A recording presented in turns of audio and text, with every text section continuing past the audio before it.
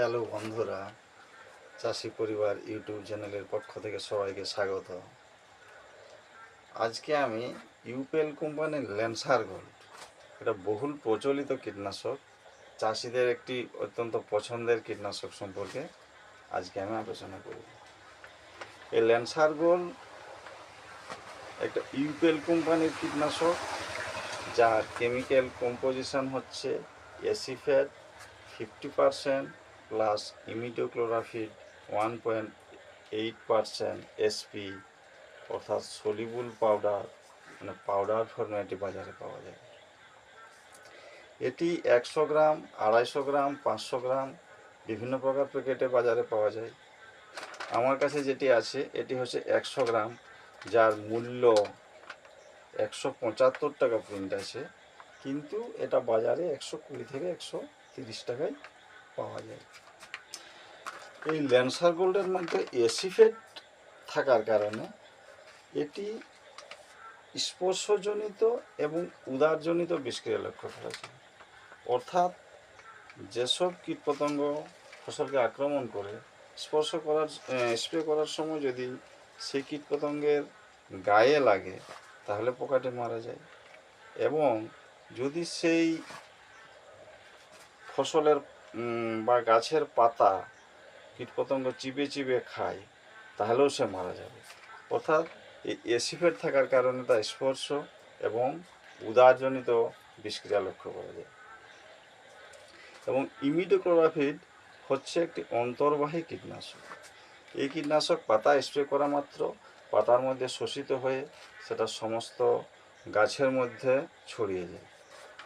ফলে এসব রস শোষণকারী পোকা যখন সেই রস তারা শোষণ করে খায় তখন সেই সব পোকাগুলো মারা যায়। অর্থাৎ এই কীটনাশক দুভাবে কাজ করে। এটা মানে পোকার স্প্রে করার সময় পোকার গায়ে যদি লাগে তবেই মরবে, পাতা যদি চিবিয়ে খায় তবুও মারা যাবে, এবং রস যদি টেনে খায় তবুও সে কীটপতঙ্গ মারা যাবে। এই জন্য এই কীটপতঙ্গ অনেক দিন থেকে বাজারে চলে আসছে এবং চাষিরা এই ল্যান্সার গোল্ডকে তারা বেশি পছন্দ করে। কী কীটপতঙ্গের ওপর এই ল্যান্সার গোল্ড ভালো কাজ করে? বিভিন্ন প্রকার রস শোষণকারী পোকা, যেসব পোকা বিভিন্ন শাকসবজি কিংবা অন্যান্য গাছের রস শোষণ করে খায়, সেসব পোকার ওপর এই ল্যান্সার গোল্ড খুব ভালো কাজ করে। যেমন তোমার আছে সাদামাছি, জাপ পোকা, দোয়ে পোকা, তোমার ঘাস ফড়িং, ফল এবং কাণ্ড ছিদ্রকারী পোকার উপরও এটি খুব ভালো কাজ করে। কারণ এর মধ্যে স্প্রে করার সময় একটা গন্ধ বেরোয়, গন্ধ পাওয়া যায়। এই গন্ধটার ফলে মানে তোমার বিভিন্ন মাছি ফলকে তোমার ছিদ্র করে, সেই সব মাছিগুলো গন্ধের জন্য তারা আসতে পারে না। আচ্ছা, এটা তো আগেই বলেছি যে 1 লিটার জলে তোমার 2 গ্রাম এবং 15 লিটারের ট্যাঙ্কিতে এটা তোমার 30 গ্রাম পর্যন্ত দেওয়া যায়, 30 থেকে 35 গ্রাম পর্যন্ত দেওয়া যায়, এবং 100 গ্রামেরটা 3 ট্যাঙ্কি করা যায়। এটি রোগ লাগার আগে এবং রোগ লাগার পরে স্প্রে করা যায়। অর্থাৎ তোমার এমনি গাছেও স্প্রে করা যায় যাতে পোকার আক্রমণ না হয়, এবং পোকার আক্রমণ হলে তখনও সেটি স্প্রে করা যায়। এবং এই কীটনাশকটি